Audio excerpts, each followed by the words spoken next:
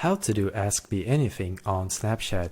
Hello everybody and welcome to this video where I'm going to show you exactly how to do Ask Me Anything on Snapchat, but make sure that you watch this video until the very end so that you don't make any mistakes in this process. What I'm going to do first is to head into the Snapchat app on my phone.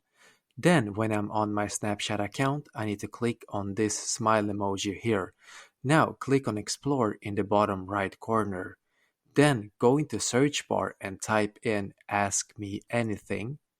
There's a bunch of results right here, but we need to choose this one, Ask Him Anything by Ravi Rao.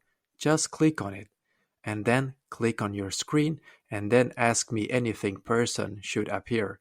Just like that, you now know how to do the Ask Me Anything on Snapchat. If this helped you out, then I would appreciate if you could leave a like on this video, comment if you have any questions, and I will do my very best to try to help you. And also don't forget to subscribe to my channel, because I'm doing these kind of helpful videos every day. Thank you for watching and have a very good day.